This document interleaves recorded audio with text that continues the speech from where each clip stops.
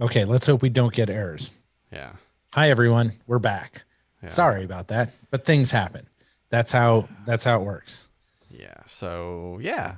Updates. Updates are good, right? Awesome. Let's do updates. Make it better. Things. I don't, So, whatever. Zip, zip, zip, zip, zip. Let's just do the interview. this week's guest has been on our Raider. Raider. radar has been on our radar for quite some time. I said it wrong again. This is what happens. This is how English works. Has been on our radar for quite some time as he's been doing a lot of work in our region for many years, and we're very excited to spend some time with him tonight. He is the former president of Combo, the Columbus, Ohio IMBA chapter. He's been the driving force behind the new version of AMBA, which is kind of the group that's uniting the Ohio mountain biking chapters at a state level to work for access and funding and all that sort of stuff. And most recently, the guy behind the GPS 100. He is a trail builder, an advocate, so many different things within the cycling community, and we are so glad to have him. So let's get into all things Ohio bike and Joe Dan Fausey right now with Mr. Dan Fausey. Dan, welcome to the Gravel Lot. Well, thanks. And I'm really grateful to be here. Thanks so much, guys, for inviting me to do this show. And look forward to talking about bikes. Yeah. So it's funny. We pre-show, Doug asked, make sure you know how to pronounce your name. Comes on, he can't say the word radar. You told us how you wanted to say omba, and Doug said amba.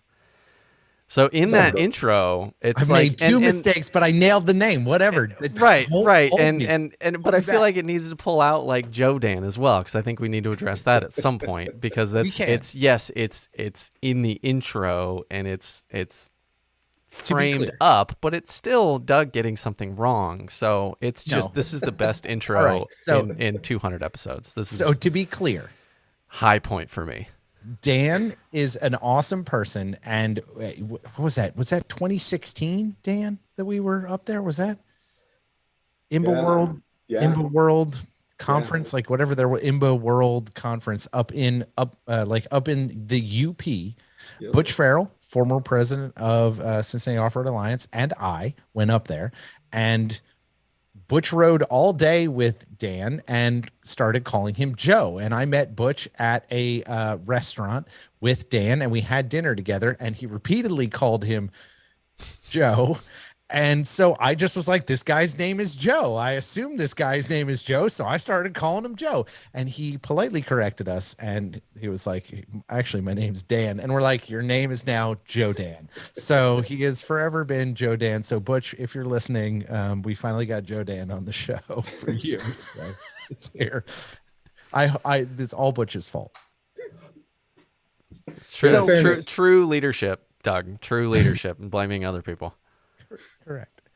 He was the president at the time. What am I supposed to do? Right. The buck stops with him, right? Right, exactly. So actually, it's really good. Dan and I have worked together in a number of different things in Ohio's space and built a working relationship. But it's good to get to talk to you about kind of the genesis stuff, because I don't think we've ever really gone through some of those things. So we always like to start with people and find out where the bike intersected their life and how it intersected their life, whether it was early on or late on. Where did the bike kind of find Dan Fausey? Like where was that joined with your experience? Yeah. I know you always ask guests this. So I thought about it. And there's like a number of different stories, behind it. I mean, I had bike when I was a kid, but it was just a way of getting around the neighborhood. It wasn't the thing it is for me now. I think that really started probably when I got my first job as a lawyer downtown. And I weighed almost 300 pounds at one point and had been working my way down through exercise, going to the gym, trying to eat right. And one day my wife had a bike, and I said, she'd been taking it to work. I said, maybe I'll try that. Can I ride your bike to work? She said, yes. And I still remember it was a 7 mile ride, same ride I do today. I had to stop twice to rest, drink some water. Um, and, all these other bikes whizzing past me. But it was just this feeling of like, man, my body likes this. I like to be outside. Why am I not doing more of this? And so every step of the way, it's been more of that. I did the commuting thing, learned how to basic bike stuff.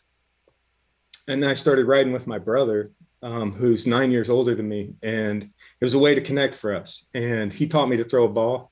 Now he's teaching me how to ride a road bike. And yeah, it was cool. And got into actually triathlon of all things with an old high school friend.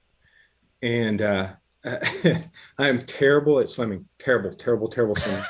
So it was, and I never enjoyed it. So, but I did it. Anyway, so my buddy one winter says, "Hey, I know how we can continue to ride bikes in the winter." He goes, "Get your mountain bike and let's go in the woods." I didn't have a mountain bike, but I borrowed my kid's commuter, which was close enough. And my first rides were snow rides at Scioto Trail, some of the horse trail there in Chillicothe region. And again, it was like a lightning bolt. Like, why are you not doing this all the time? This is the thing you should be doing. And so from then on, it's just been this, love affair with mountain biking. So I want to talk about a little bit, two things. I think there's going to be a through line of people being this magnet for you of whether it's your brother teaching you how to throw a ball, to how to ride a road bike, all of the kind of nuanced things that we all kind of acquire slowly over time about riding bikes. But I also want to kind of go back is you glossed over riding around as a kid, getting to and from places as a kid. And I kind of want to ask is, do you remember the experience of getting a bike as a kid and your world getting bigger? And then I want to kind of have you fast forward to commuting to work and kind of compare and contrast those feelings of freedom versus, you described very pragmatically what you experienced by commuting, but kind of talk us through what it felt like getting back on the bike, because you really had, the way you talk about it, you didn't really have an emotional connection to it at that time. But you were on a kind of getting healthy and don't be harder to kill path. So like talk to us about kind of where that fit in, and then contrast that with, did you feel some of those things that you felt when your world got bigger as a kid? I had a BMX bike that was a hand-me-down, and we jump curbs and try to bunny hop stuff, and people build ramps, and they all be in a pile at the park when we go play catch or whatever we're doing, tag. Sure. And that was cool, and I liked it, and it did allow me to travel further faster. I was always happy about that. But I think as an adult, and when I started commuting more, what the bike did is it actually opened up the world for me. Because like now 4 miles isn't just me in a car stopping at red lights, looking at the same McDonald's every day. It's now, I'm out, it depends what temperature it is, what's the precipitation, what time of day is it, what season is it, the air, and there's not this stress and this buzz. And so suddenly that 4 miles took on a new dimension, and I began to understand how much there is in a mile, in 4 miles, and the bike really opens that space. That's something that I enjoy. I mean, I always tell people, like, if you travel and you want to if you want to learn about a city, get on a bike, and you'll find out pretty quickly what a city is like or what a neighborhood's like. Yeah, it changes the speed at which you see things. It changes the dimension. It changes the scale. It changes all of those things. Like bike commuting is a real like, and as a kid, right? Everything is like, I rode 1 mile. And they're Yeah. like, oh my God, a mile. It's so far. Oh my God. Dan rode a mile. Doug rode a mile. And it's like, no, a mile is nothing, bro. You'll be doing 100 before you know it. But the ability to have your perspective shifted that a bike gives you is fascinating, and I love that that's what you drew from that experience. Is not only was it like you changing the way you moved, but it also started changing the way your perspective had shifted when you got on a mountain bike, or for that matter, your kid's commuter bike, whatever, right? Like something that wasn't quite a mountain bike. How did your perspective shift from being like, okay, I've been doing this on the road as like a transportation thing to try to get healthy? What was that change between, oh, that's what this thing is. A bike is for transportation and that. What did the mountain bike kick off in you? What did that like change initiate? So there's a couple things there. One is, so I was doing, weekend rides on my road bike, maybe 30 miles. I was like, cool, I can handle our local trail, Elm Creek Phase One. Shout out to Combo. It's only a 6 mile trail. I'm riding 30 miles. What's a 6 mile trail going to do? Yeah, I'm tough. And right. Hey, 30. I got 30. What do you have? Yeah, Um, 6 miles. 5 laps. What? Yeah, Yeah. I could do this 5 times. No right. problem. But yeah, and it just beat the crap out of me. And it's like, it took me, God, probably 2 hours to go that 6 miles. And, I'm like, just, sweaty, muddy, exhausted. And I'm like, I want to do that again. I need to do that again. So that was the first kind of moment where I needed to get more of it.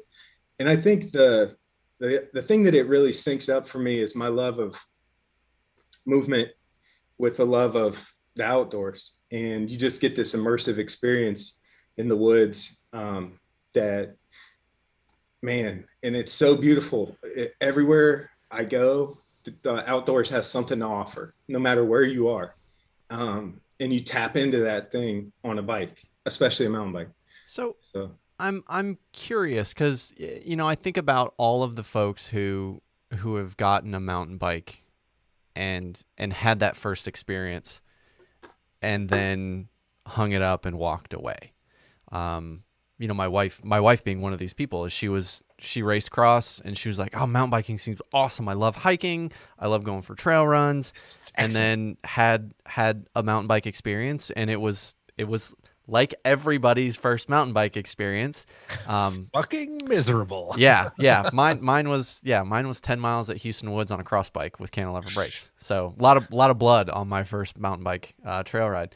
But so for you in that scenario, I'm always curious to ask the question, like, what do you think about your wiring? And it might be something so subconscious that you're not really capable of accessing it, but what do you think about you makes you go through that experience of falling down, crashing, being frustrated, going really slow compared to what you're used to, and then saying, you know what? I'm going to go fall and crash and get muddy and go just a little bit faster next week. Like, I'm always fascinated by the folks in those situations because I like, we've all had those. Like, any of us who have gotten into mountain biking, I'm still terrible at it, but you still want to go back and do it. And it's hard. It's kind of, we all have our own unique, like, why as to what we want to go get out of it. So I'm curious for you, thinking back to that first, walking back to the car the first time at Alum, like what's kind of your internal narrative of like, wow, I'm sore. That was a long 6 miles. I'm really dirty. I have the wrong bike. Like, what all is kind of noodling around there to really motivate you to keep coming back? well, uh,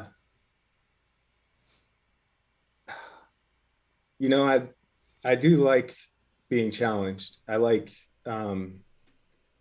I like the possibility of failure. I like failing. And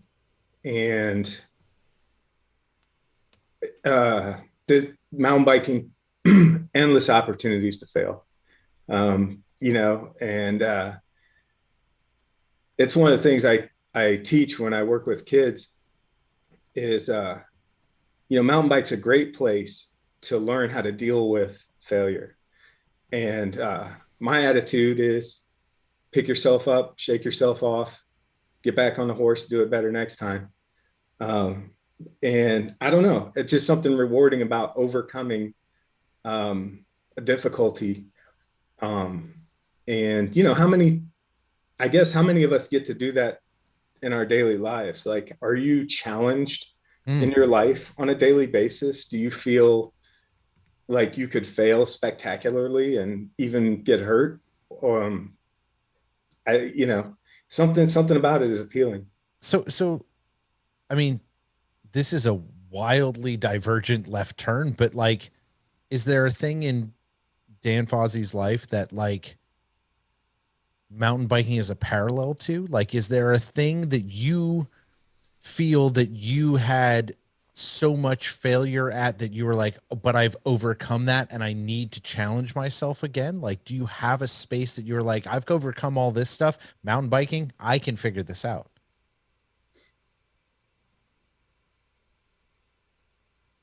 I don't know. I never thought about it.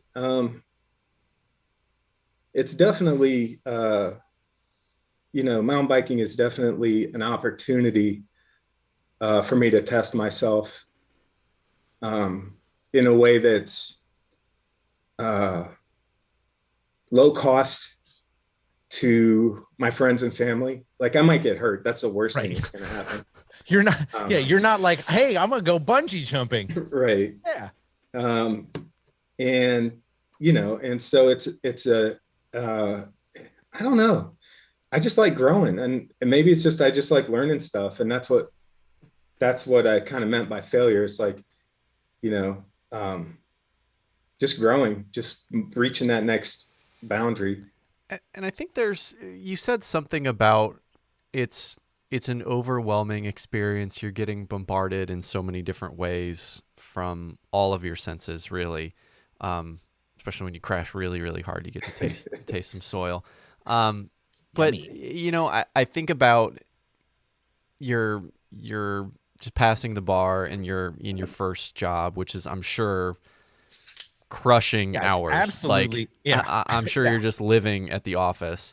And I gotta believe, thinking about what that specific challenge provides in terms of all of that input, like Johnny Five input,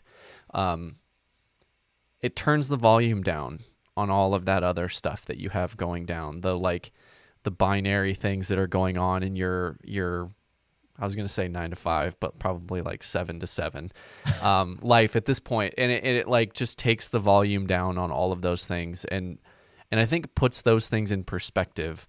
That's the thing that I always kind of take away from those like very difficult physical experiences, is you get done with them. And you can be frustrated and you can be focused on the frustration of not doing as well as you want. But the cool thing about being focused on that is you're not fixated on, this person said this to me at work, or I need to get this project done, or my TPMS report is due, or whatever the thing is. I like how you said TPMS because it's not tire pressure monitoring. Right. System. No. Maybe somebody has a report due on that. I don't know. I don't know what your reports are due. I love how 3 car people on one call will make a TPMS joke. Right. Whatever. But I mean, you get my point in terms of like what those things do, because I've always felt like, for me, whether it's a commute to work, whether it's going out for a ride after work, or the Saturday morning ride, whether it's on gravel or in the woods, whatever the case may be, it's always like a cleanser of the week, of like, okay, that cleansed my palate. Now I'm ready to be present on the weekend and not be fixated on all of these other things when I need to be focusing on family and friends and all of these things that are outside of my other stressors. 100%. And I've said that.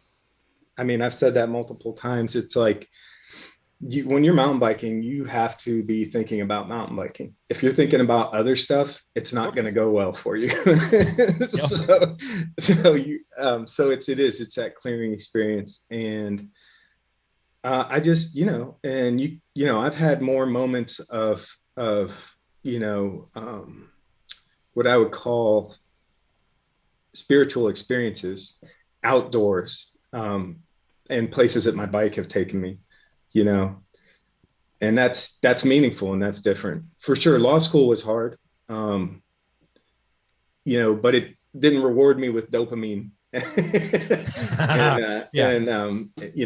and beautiful scenery. So it's a different experience. The reward is so high for me with mountain biking. So I want to ask about that, right? Like if the reward is so high, right? And we've said we all come back to bikes in whatever way, whether it's mountain bikes or whatever bikes we're into, like we come back to it because the reward is high. There's that dopamine hit. There's that ability to accomplish something. You feel like you're moving the needle. You may be getting better, whatever. There's a little bit of risk, right? Like you saw a turtle. Saw a turtle. Who knows what your calibration is? Sure. We all have different calibrations, and that's fine. I drive my friends crazy because I have to stop and take pictures of wildflowers. Yeah, I just that's my jam. If I see a new flower, I got to see what that is. That's good. That's good. You get out the plant identifying app and they're like, God damn it, Dan. You're like, just give me a moment. I haven't seen this before. And you start singing Edelweiss in the middle of the forest, and they're like, "What's going on?" And you're like, "It's just the Von Trapp family singers."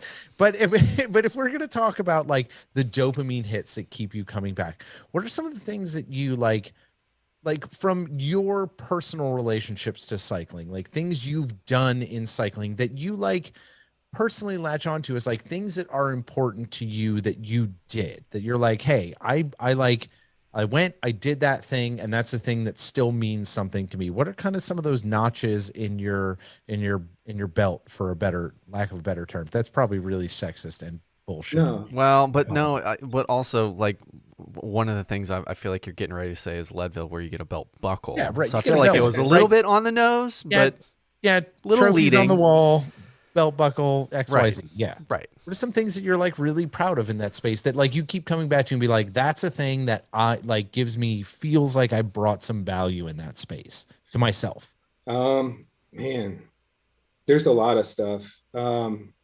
So, originally mountain biking was part of a fitness journey for me, right? I kind of talked about that. And so, originally that was a reward for me. And then it's kind of like with triathlon, you're like, well, I did that one. Let me do the next distance, because that's the next challenge and that's the next fitness level. That's going to, and so the thing, started doing like 100-mile mountain bike races. Which is dumb. Let me just remind all listeners, that's bananas. Anyone who does that, still, you're insane. Stick to 6 miles. That's like it's the right amount. My sweet spot. Well, and the first one I did, the first one I really did ended really badly. It wasn't even 100 miles, a Mohican 100K. And again, it was one of those things where I'm like, yeah, I can do that. Sure. Why not? It's only 100K, whatever.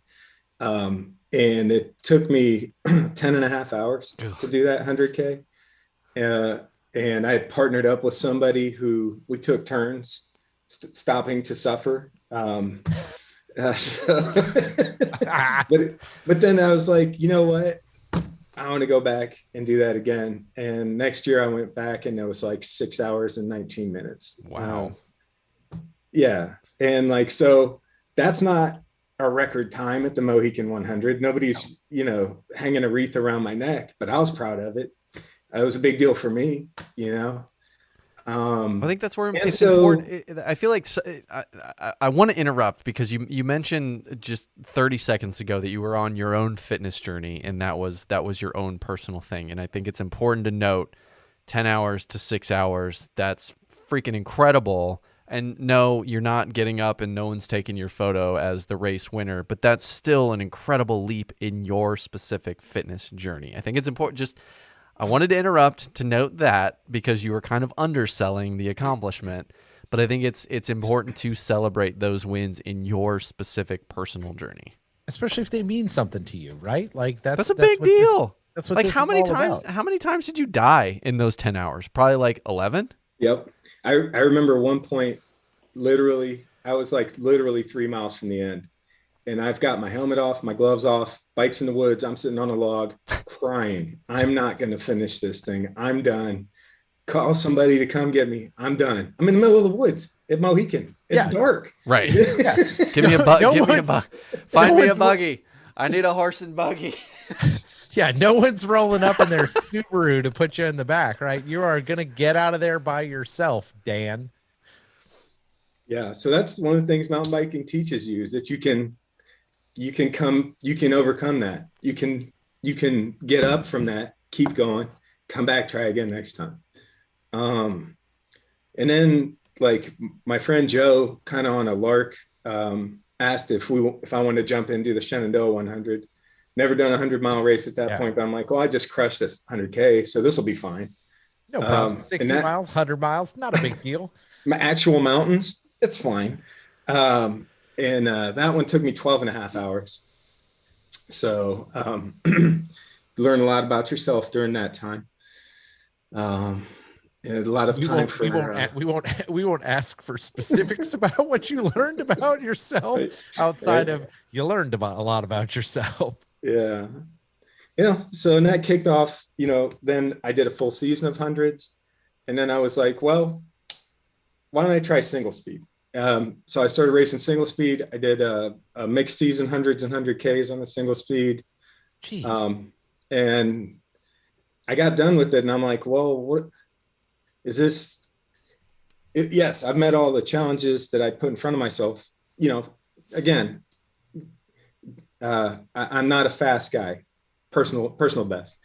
But what, what's next? What I want to do next? And so what I've observed is like all these guys that do the stage races, they'll have an overall day time, like a stage time, and then they have an enduro section, most of them. And what I kept seeing was the same guys that were taking the stage were also taking the enduro section.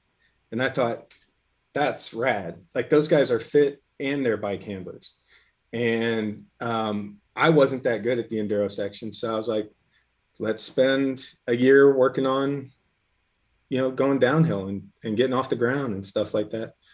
And it's been a year and a half now. I did my first Funduro race this year. I've done 2 of them so far. That's another big accomplishment for me. Like that's something I never thought I would do. So, and then, like the piece about giving back, I say probably the best piece is the coaching. I mean, you get a bunch of engaged, young people that want to go ride bikes in the woods, and they're having a great time and they're exploring and they're reminding you what it's like to be that kid, to be in that mind space. And then to think like, I get the privilege of teaching them, of helping them, and that's just amazing. That's, and I'm grateful Gators bike team, invited me on to coach a few years back, and happy every day that they did. So I think that's a great segue into, first off, I'm going to skip trying to address how somebody that lives in one of the flattest places in Ohio can do any sort of enduro, unless you're like throwing yourself off the side of like overpasses and things like that. Like maybe that's your training. But so Horns Hill, baby. You clearly have this like escalation arc in your riding of doing road bikes. So I'm going to do mountain bikes. And then I drop down from mileage, and then I start building back up, and then I go to single speed, and then I like do an entire season of these really, really difficult events. Where does the gradation happen to go from Dan, the mountain biker and the guy who likes bike racing, to Dan, the guy that's getting his hands dirty and giving back to his community? those two things go hand in hand, and they always have for me. I think very quickly into my mountain biking, I found combos group rides. And the first trip I took on a mountain bike was with a group of guys from Combo. And I'd been riding for maybe a year or two at that point. And we would sit around the campfire at night and they would talk about trail building. And I just thought, man, I didn't even know these guys existed. And they're in my town and I want to help.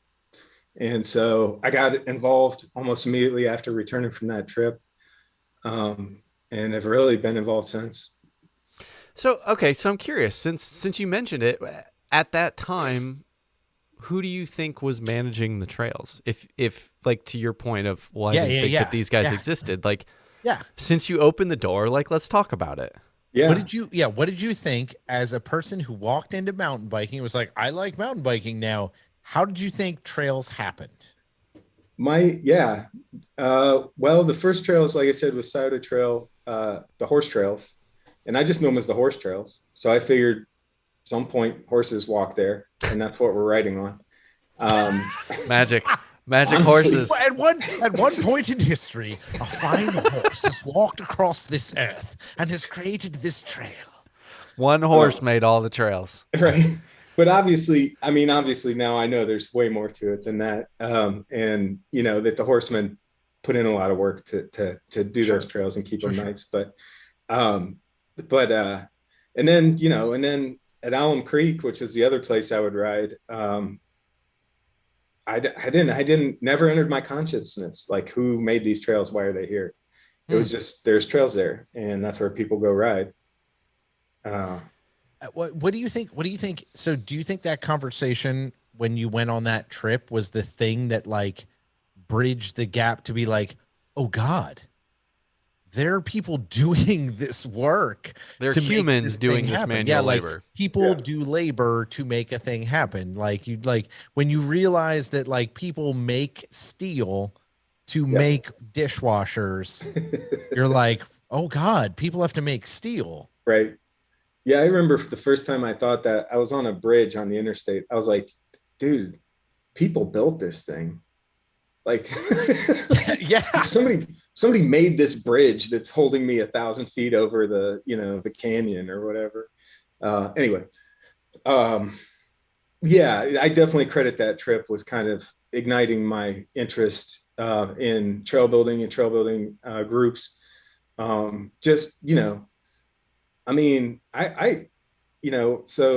there's a saying of no dig, no ride.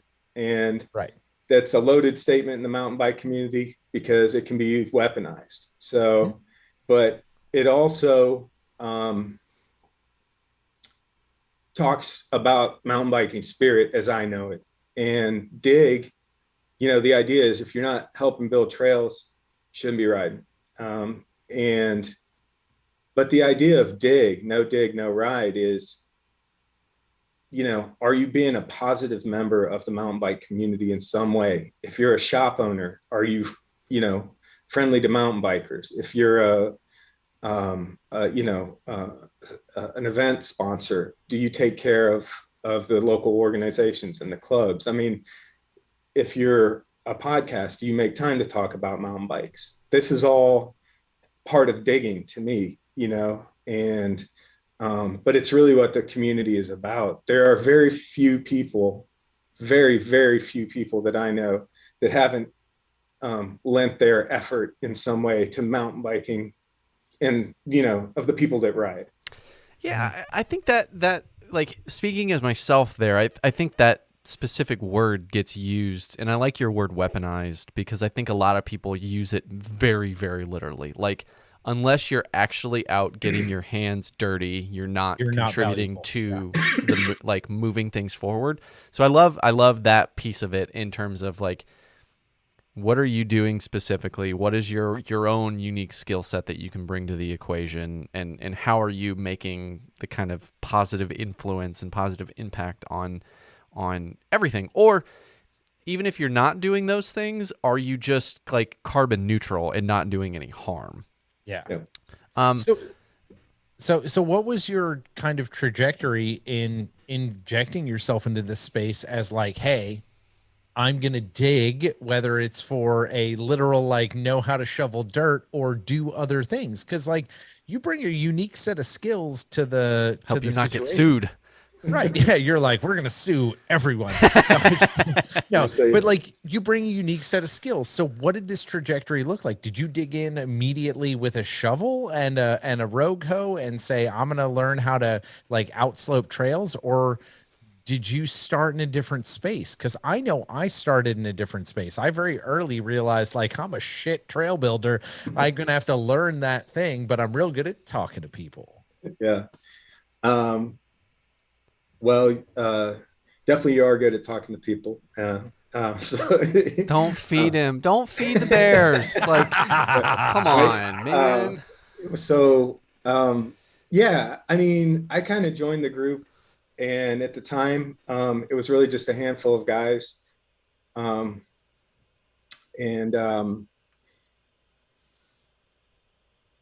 I listened for a while and kind of tried to learn what it is that they do and the issues that they deal with and how they're organized.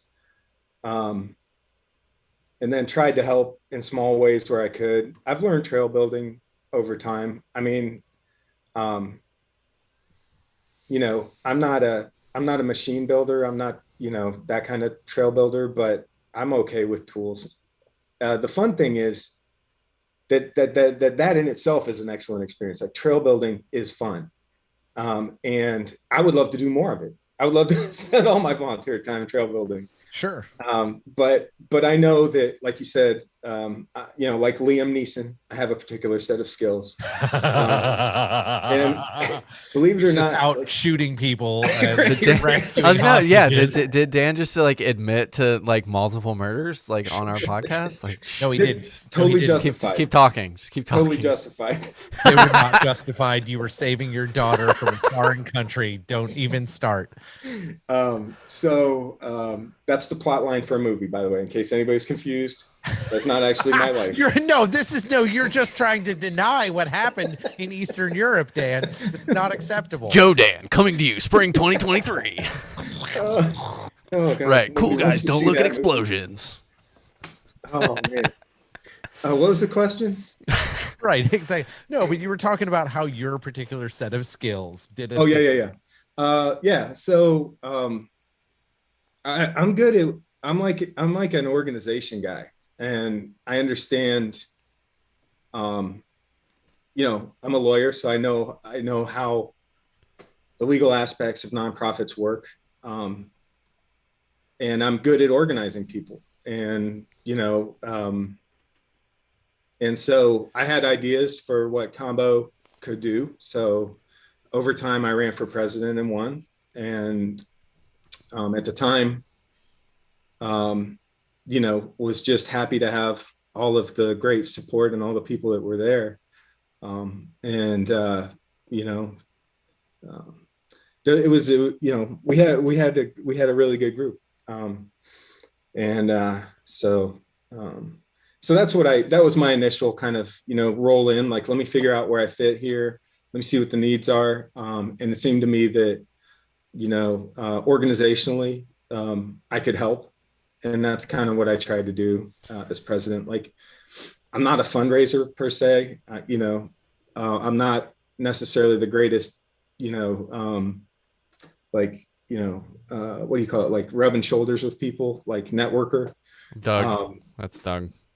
yeah, That's him. but but I can help understand, like, how does a good functioning nonprofit, what does that look like? And can we put some systems in place that will allow us to grow and make our lives easier, things like that. And I feel like I brought some of that to the organization, so that was cool. You definitely did, and like that's the point at which we intersected as human beings. And I feel like the work that you did at Combo has really changed kind of the landscape of how Ohio is looking at things, and the work you're still doing with um um like with the rebirth of an Ohio regional network is really, you know, the work that you're doing there to build people and build relationships is really, really is good in that space. So you're flexing that muscle, you're in that space, but things start to change and things keep moving.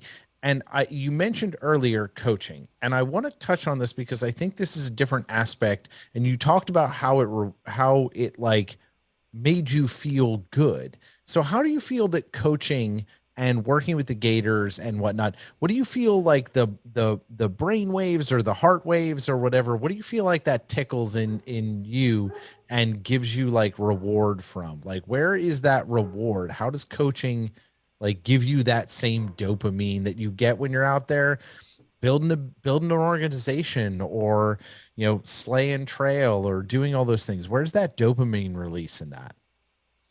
Um, it's just nice to work with people and to develop people. And when they're young, you know, and enthusiastic about stuff, I mean, kids are just awesome. Like um, they can be so present and so unencumbered that adults don't have that, you know? And so just, they always say like coaching is a two-way street. Coach gets something from the person being coached. And I think that thing is, you know, the ability to help someone else grow. I mean, it's really wonderful. And, you know, because sports, I mean, not just mountain biking, I used to coach soccer too. But sports, again, I go back to the failure thing. These kids don't get opportunities to learn how to deal with failure and adversity as often. That's just a reality of parenting nowadays. And I don't want to blame parents. I don't know. I don't want to say anything. All I'm saying is you're giving the kids the opportunity to make a mistake and learn how to deal with that and come back from it. That's a wonderful lesson to learn, or how to test your boundaries, how to you know, work as a team. You know, sometimes you know, sometimes the hard way is the easy way. That's a lesson that I learned in mountain biking. The line that looks the worst is actually going to be the best line. Don't follow the crowd. You know, find your own line. There's just so much there that I enjoy sharing it with people. I think there's so many things, and I think back to so many mountain bikers that we've had on this podcast and talk about the applicable learnings from mountain biking over to regular life, and just thinking about, you know, giving somebody a safe space to try really hard and not succeed and realize that it's okay, but then understand how to learn from it and move on and progress. And I think that's something just as an overarching society right now that we're struggling with in terms of how do we coach, how do we inspire, but also how do we fail with grace and give people the ability to grow in those spaces. So I'm curious, you mentioned it a little bit, but how has working with kids in that purity of character and that presence in the moment changed not only you, but how you react and kind of intervene in the world, but also kind of how you do your regular job? Because that is fraught with, I'm sure, plenty of really difficult decisions where you're going to fail on the regular basis. So how does that portion of your life start to blend its way and influence these other things that are going on in the rest of your life? I mean, I think it makes me balanced. I think, um, you know, whether it's riding a bike or coaching, or really, you know, hanging out with my wife or going for a walk, um, all of those things are positive breaks in my day, and they reset and rebalance me. And I think, you know, mentally, working with kids, you learn that everyone has potential. Everyone has potential. Everyone can do good things. So that's cool. That's cool to see. It's interesting to think about it from the perspective of it doesn't matter what the potential is. It just matters that you let them touch it. That you give them the opportunity to approach it. And You know? yeah, and whatever their version of success is. Like Doug, you and I were kind of having this conversation yesterday of like there's like this societal pressure of like you need to get to that specific location, but not everyone's capable of getting to that one location. So it's like we have to be cool with like that's as far as somebody's capable of going. But for them, that's amazing. That's a gold medal. Like and that's where it becomes really, I don't know. I could see from your perspective as the person that's coaching that and being witness to it, so awesome and so pure, because you're just seeing the joy in that specific kid. But also, if you take that same situation in adult life, it's viewed as like failure, and it's so intriguing how the perspective shifts from the kind of purity of childhood and the joy of every success to, yeah, you won, but you didn't win big enough, or you didn't win.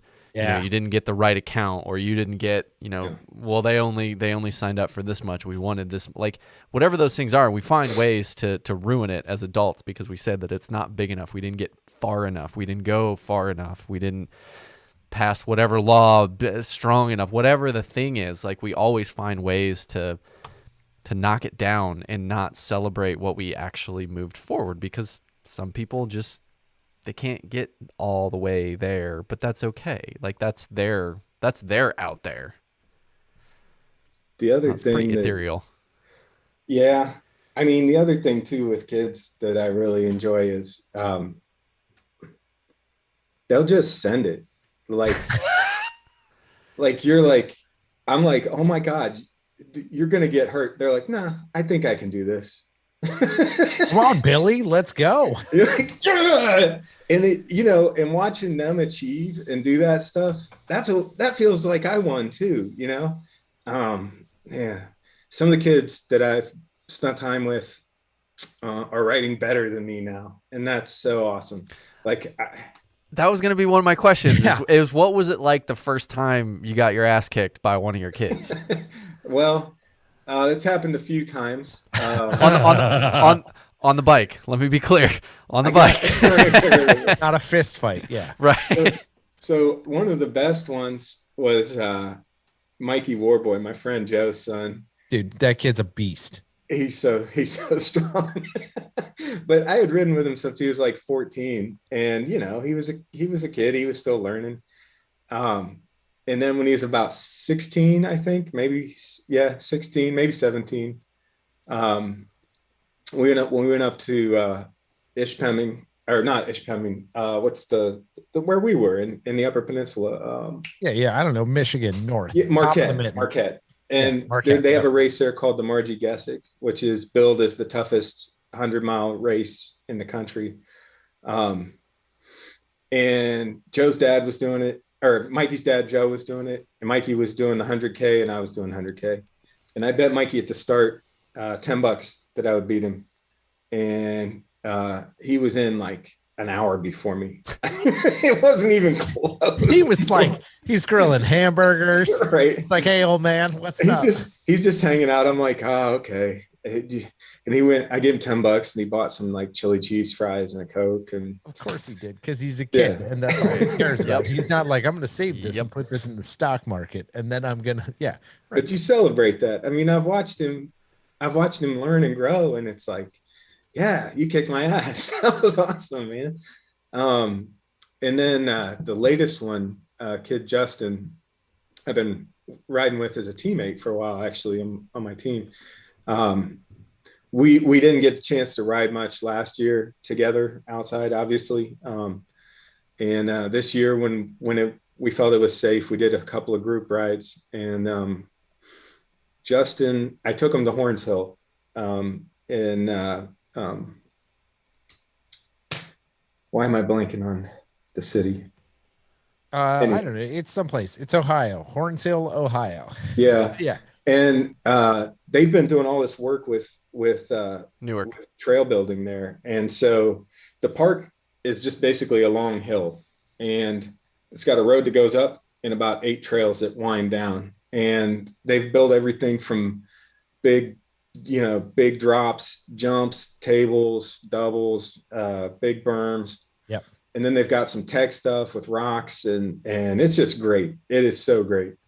Um, and anyway, so Justin and I hadn't ridden together forever. We go out to Horns Hill, and I start out in front of him. And within 2 runs, I'm behind him, and I'm watching him clear tables and like hit gaps and stuff. And I'm just like, okay, there's another one kicking my behind. So it's really awesome to see that progression. That's exciting because you know that you, even if you aren't able to be on the front edge of that, right? You're on the back edge of that. You're in the space that got them feeling comfortable about that. And there's some sort of investment and value and ability to have connection to, like, I got this person there. If John became a downhill superstar, like Greg Menard, because you're about as tall as him, or the other way around, like Taller, I'd yeah. I'd be like, well, that's awesome. Like John and I rode mountain bikes. I remember this one time that he watched me crash. Like, and that's his story. Like, there's an investment. You have a time and a space that feels like you're in that like person's life, that you're watching them go and achieve whatever they're achieving. It's exciting. Yeah. Yep.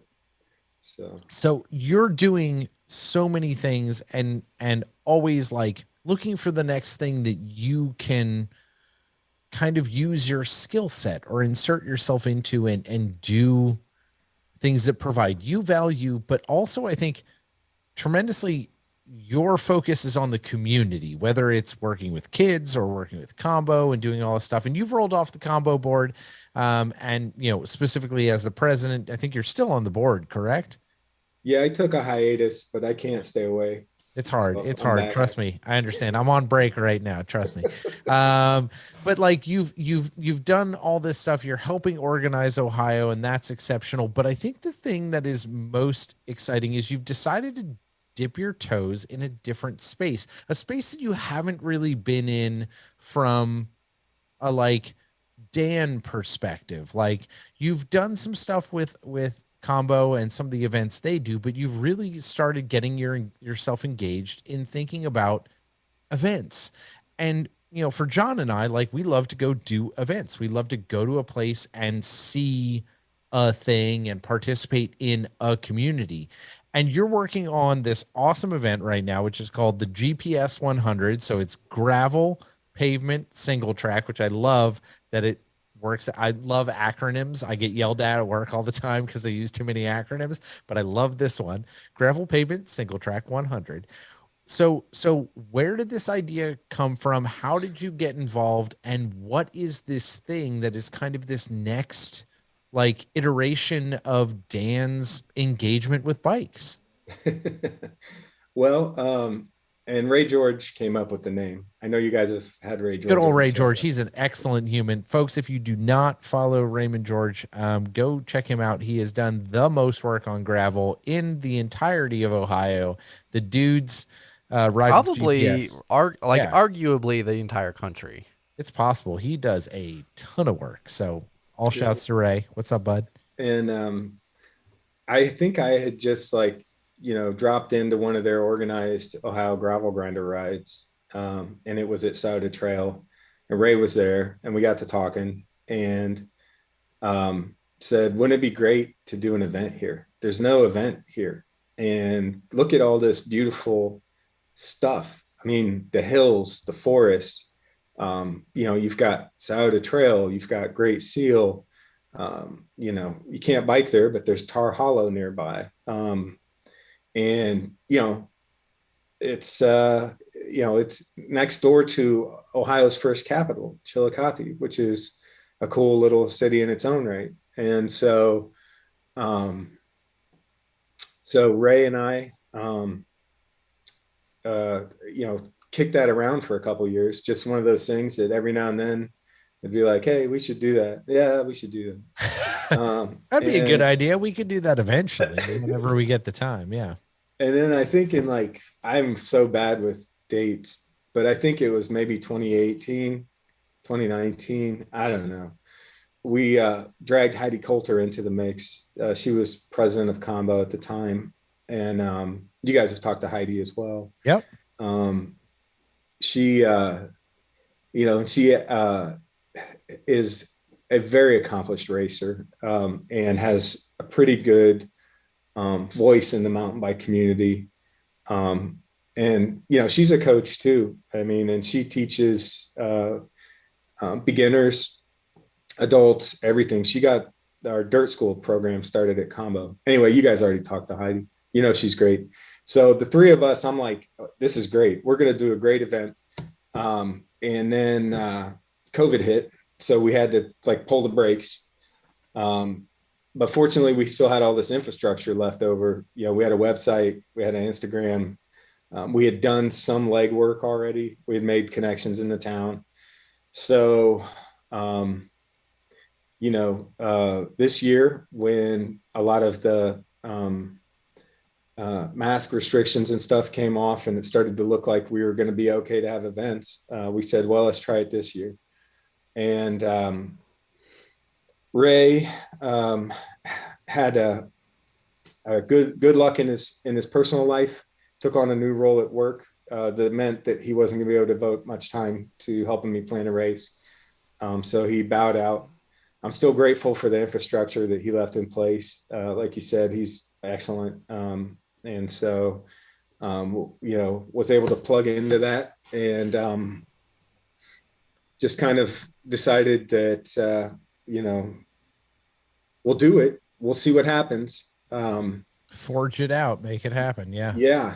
Yeah. So got a great deal of local support. We partnered up with Chili Fest, which is in downtown Chillicothe the same day as our race. They have 2nd Street closed off and they have chili vendors and beer. And we are going to start and end the race right there next to Chili Fest. Okay. So, that's perfect. That sounds good. And I'm here for that. I don't know that John will likely. Last time we went to Chillicothe, John had to find an electrical box, so he's not allowed to eat chili beforehand. So No, I feel like that'd be fine. I feel like that'd be whatever. Just no grains. So what exactly is GPS 100? What is this event? We start and end ourselves at Chili Fest, but what is this thing that we're gonna go do? Well, it's a mountain bikers gravel race is what I call it. I wanted to have roughly equivalent, and I don't mean miles. I mean I wanted the 3 parts of the race, gravel, pavement, single track, to each have their own part of the race, sure, in their own experience. So you're going to start in downtown Chillicothe and do a nice, after about a mile and a half out of town, you're going to do a nice 1 mile climb that has a great descent. It will take you down to 3 locks and then you're into Great Seal. Sauter Trail. I found a little bit of single track in there, but it's mostly gravel. So you're going to ride, I think close to 30 some miles of gravel altogether. And it's hilly. Sauter Trails is hilly. And then you're going to shoot out at Sauter Trails. And then you've got this long, flat stretch of road, which is awesome. Because that's, it's a valley. So you've got all these hills and mountains around you, but you're riding in the river valley. So anyway, so you got about 25 good miles of hammerite pavement. And then you are in the Great Seal State Park.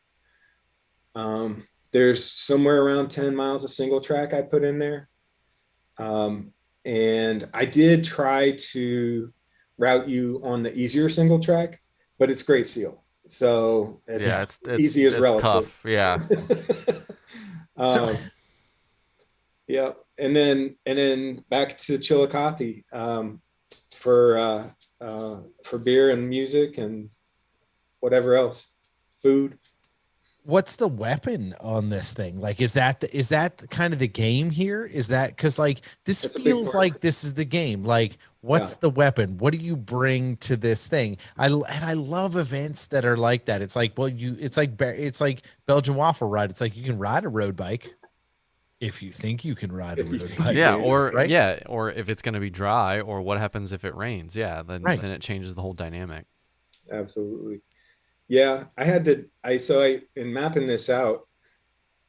Um, after you map it on a GPS, you got to write it, and Sure.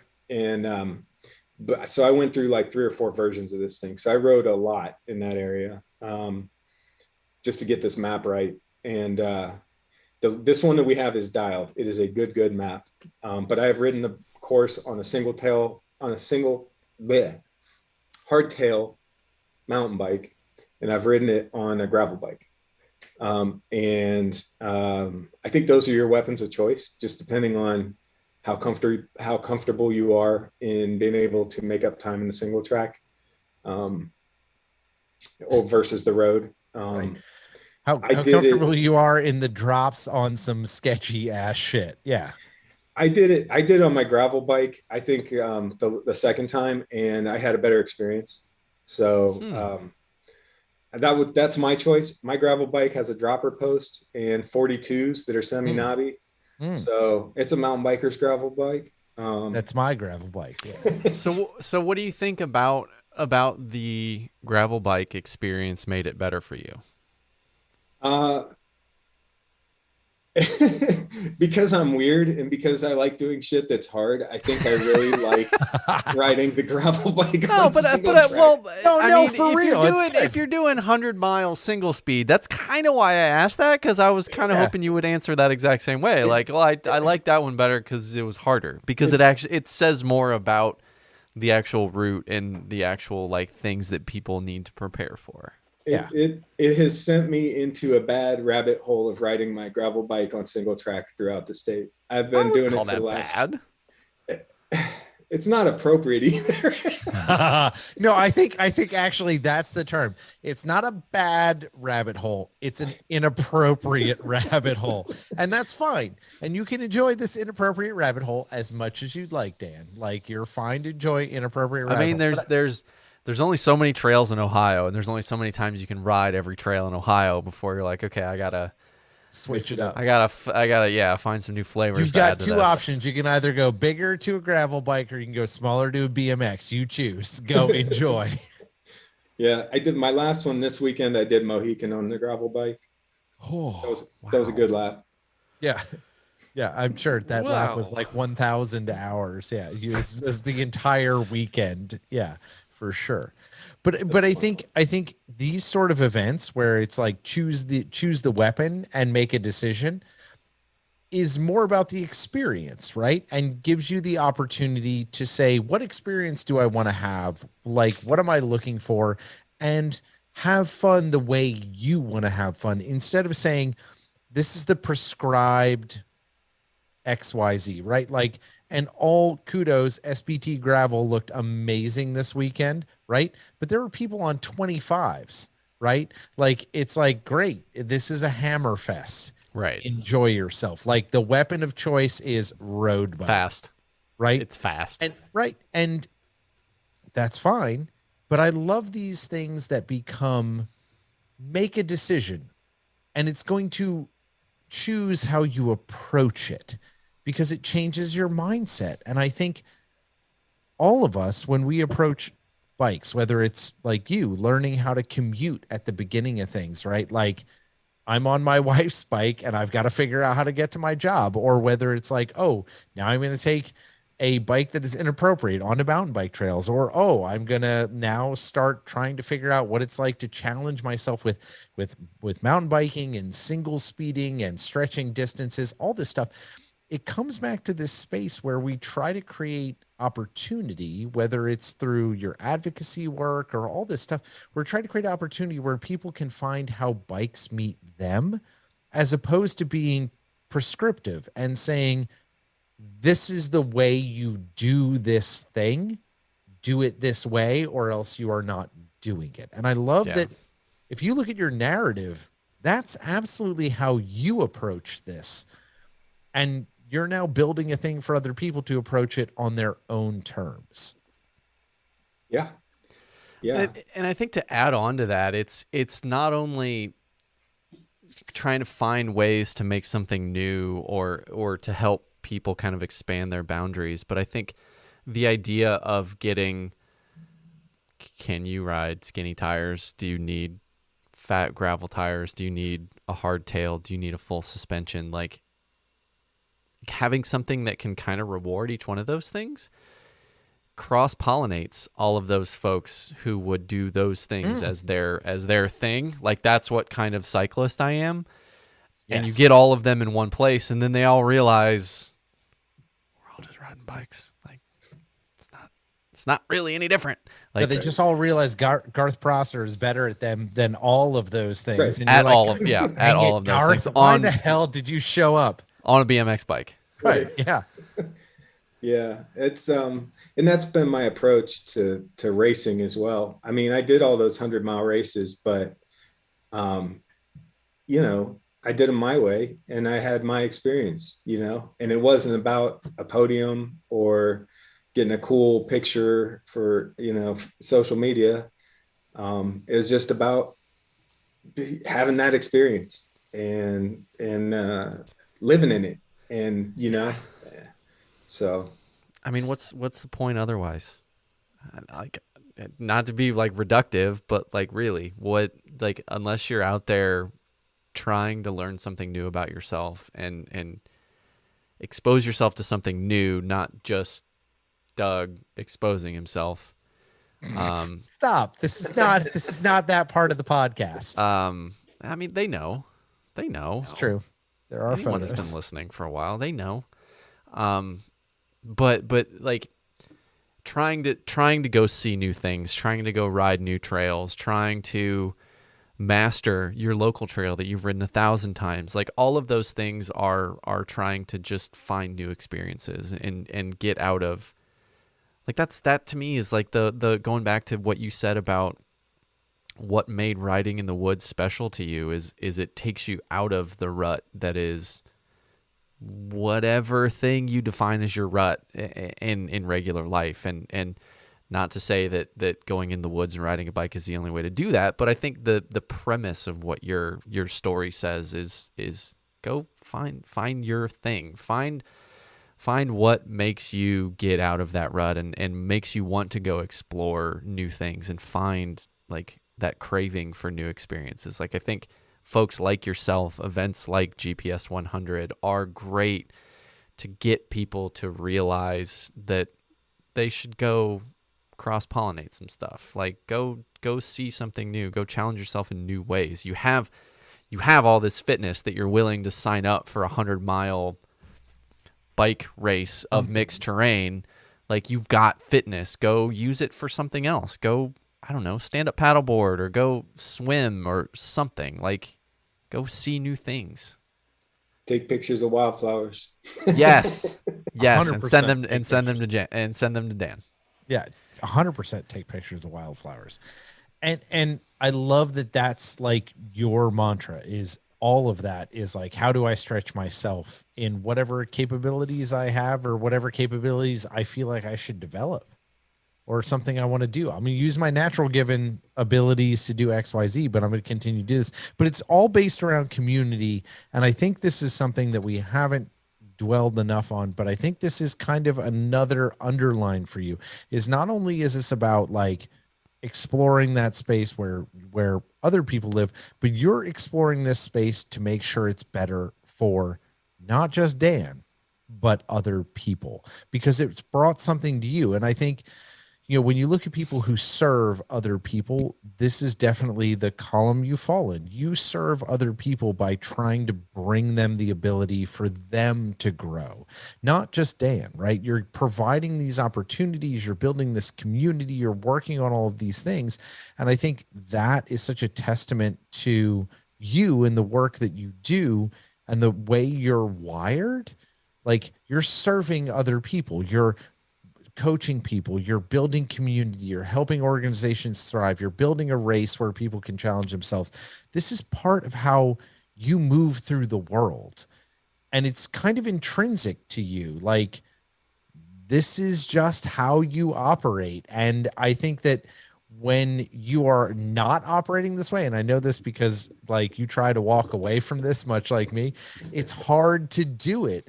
And it is wonderful because that should be and is valued by your community, that you are doing that stuff. So I want to tell you, as a person who is your like sister city, thank you for the things that you do in our community, and thank you for the time that you put in and the effort you put in, because it is noticed and recognized and appreciated by all the people throughout this community and anyone who visits here, because that work is important and tremendously uplifting to all of us. So thank you.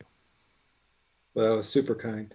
I appreciate it. And whether you realize it or not, the volume of people that have asked us to have you on the show and have had nothing but incredibly positive. I don't know where they're getting it from, but incredibly been out drinking late at night. Yeah. Incredibly positive things to say about the impact that you've left, not only in Cincinnati but just in Ohio in general. I think that's such a testament to your curiosity in everything that you've tried to accomplish. So whether you realize it or not, you're leaving a pretty big dent. Well, that's really kind, guys. And I would, not to deflect, but I would say there's a great community of mountain bikers in Ohio, and we lift each other. So I've had nothing but help and support. Yeah. We are very, very blessed in that way. And maybe we're lucky in that sense, just because we have to make up for having so much damn clay. Or so and having like a flatness. 3-month and having like a 3-month riding season. We have to like really love each other to make up for the lack of riding. Because you always know the forum's gonna get you when it's raining. So like it's gonna happen. So yeah. So, okay. So, we talked about before, that we moved the final question to after the ad read. So you have a chance to think about it, about what you want the Pebbles to take home from our conversation today. Correct. We did just a little bit of a pre wrap up there, but give you a chance to take a drink, take a moment, think about that. So as we wrap up the show today, this is one more chance to thank you guys for listening, engaging, making TGL so successful. Full stop. They're like, we've talked about it. There's no way that we could be doing this going on 4 years now without you guys kind of continually motivating us and continuing to download and send us messages and send us ideas and all of this stuff. Like, that is fuel for us, and that is what keeps us going after like just burnout and just being overwhelmed by everything that's going on in life and pandemic and whatever else is coming at us. So thank you guys, because we simply could not keep bringing this to you guys without your love and your engagement and all of your support. So thank you guys for supporting the show. We also encourage you to slide over to our partners, all of our sponsors, whether it's past sponsors, current sponsors, whatever it is, they're all great people. So we encourage y'all to go over there and support them. Because really, without them, they help us pay the bills, just like our Patreons do. Everybody, this thing's expensive. Like, yeah, it's awesome for the engagement, and downloads are amazing. But yeah, everybody that supports the show in whatever facet they support it, like, thank you. It means the absolute world to Doug and I. Absolutely awesome. fantastic support from all y'all, and also amazing support from our friends and partners. First one I want to mention is Be Free Ride Bikes. We've been working with Be Free Ride Bikes for several years now. Amazing custom support and kit made just the way you need to, whatever your needs are. Do you want fast kit? Do you want loose kit? What do you need? What do you need? BFRB Cycling will get it done. That's what you need. BFRB. Yeah. What do you need? Whatever you need. It's your need. They'll meet that need. Go over to bfrbcycling.com and get your custom apparel sorted out for your team, or go pick up some of their non-custom market available designs. Awesome, exceptional. I would like to say that shout out to all my friends on the Al Dente cycling team. I received my Al Dente kit, which I can now rock because of BFRB, and I am very stoked. I have this really good vest, John, that you like. Mama Pasta is all over it. So go check out bfrbcycling.com. Take a look how they can help you and your entire team get sorted out for 2022. Whenever the future, whatever the future, whatever time you're listening to this, 2025, just a couple weeks in the future. 2025. Also follow the link in our show notes and head to GrimperBrothers.com now to get your hands on premium hand roasted coffee that I was spoiled enough to be able to make for myself every single day during the work from home pandemic times. And now that I am back in an office, Folgers. I really miss it. I really miss it. Like, Keurig is handy, but man, I miss my Grimper coffee in the morning. Like inside of a dumpster. If nothing else, it underscores like how good my weekends are, because then I can actually take the time to make Amanda and I a nice cup of coffee in the morning, and I get it gets to be a special occasion rather than just an everyday occurrence. But regardless, GrimperBrothers.com, Dan and everybody at Grimpor makes amazing coffee, but the coolest part about it is they support great causes in cycling and the world as a whole. So head to the website. Go look at all of the different blends, but more importantly than that, I think go look at what all of the different blends stand for, what they support, and where a portion of the proceeds from those bags go. And then when you decide what you want, sign up for the subscription service and you'll get one bag free. So win-win. Great coffee, free coffee. There's no better coffee. Yeah, exactly. Yeah. That's exactly the ball game right there. And last but not least, our amazing and wonderful friends right on over at Hand Up Gloves. Troy and the entire Hand Up Gloves team is absolutely killing it right now. Gloves for Good, doing so much good work. They've got a new Montucky cold snacks glove. If you do not know Montucky cold snacks, fantastic beer, but all of those proceeds, like there's a bunch of the proceeds that are going to benefit an awesome nonprofit that supports women. It's called She Jumps. They are doing so much good with all of their Gloves for Good. Go check them out. They've got gloves for all that. They've got golf gloves. If you play golf, they've got snow gloves. It's starting to get cold some places.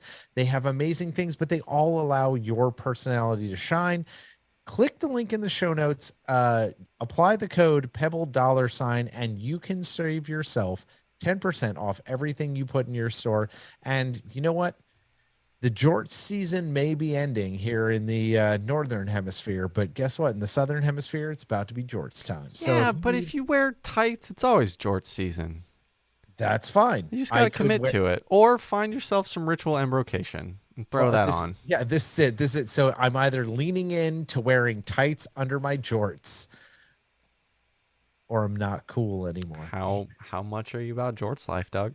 I think that's the real question here. Hashtag jorts life. Like, how much are you about this? Jorts life. I'm about jorts life. All right. Well, you got to figure it out. All right. I'll work. Or you just got to just suck it up and start to appreciate the cold weather, much like me. Or just wear pants sometimes. Let's cut off. But the Hand bottom. Up has pants. What we could do, like, well, no, they wouldn't really be jorts. That would be what the hell are the high water pants that were popular like late 90s? Clam diggers, culottes, / Capris. There it is. Yeah. All three are correct. From downtown, Dan, helping us out. Thank you, Dan. Okay, so you guys should know by now, we love hearing from you. Make sure to subscribe to all the social feeds for the Gravel Lot. Subscribe to the podcast so you can get it every other week when it comes out. Head to thegravelot.com to find all of our old episodes, all of our other podcast friends and family, Pink Blue White, Bike Shop Show, Girls Moving Mountains, everybody putting out amazing work and continuing to make great products for you guys to listen to every other week.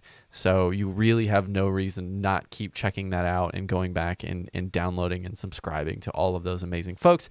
You can also go find a lot of our YouTube content. You can find our latest video from Alma, the Glen Gravel Ramble. Getting ready to release some of the post-ride interviews that we did with some of the riders there as well. So subscribe to us on YouTube as well. And just don't forget, every other Tuesday, I have to correct myself now, 6:30 p.m. Eastern Standard Time, whatever time it is, depending on if there's daylight savings or not. YouTube, Twitch, Streamlabs, Facebook. We're here. We're talking to somebody. If you want to be a part of the conversation, make sure to put a note down that you want to be a part of it, because you can watch it live and you can send us feedback, and I can read your feedback on my screen right over here, and we can make a part of the conversation. So get involved. It's cooler when we have more people in the room. It's better when there's more discussion, for sure. Yeah. So yeah, Doug and I are dumb. You guys are smarter than us, so you can ask better questions. That's absolutely true. That's absolutely 100% true. We are just basically Muppets. Right. Why? That's really the premise of our podcast, is like, say a thing. Okay, why? How does that make you feel? Flappy head. How does that make you feel? Why? That's how we operate. Our intro and outro music is from Waterboy. Many thanks to him for all the awesome jams. Check him out on all the major platforms. Hit the link in the show notes and you can get things done and listen to good music. I'm going to try to play some Waterboy jams at the wedding this weekend. Oh yeah. So that we feel like we've got some Can I get it before I talk? Can I get like walk No, up you're not music? allowed to get introed by our intro music, John. Dang That's it. not how you happen at my wedding. That's not allowed. Dang It's not allowed, dude. You don't get to get played in. So, Dan, we prepped you a little bit beforehand, but here is the final question of the day. What would you like the Pebbles, who are our illustrious listeners, to take home from our conversation? We've talked all about your intro to bikes, your history with bikes, and kind of your process. What would you like the Pebbles to take home? Well, I think, talk to people, like get out of your, screens and your apps and go talk to people. I think that would be great. I think the world would be a lot better. Say hi to your neighbor. They actually would like it if you say hi. Like, find out the guy in the group ride, find out what he's about,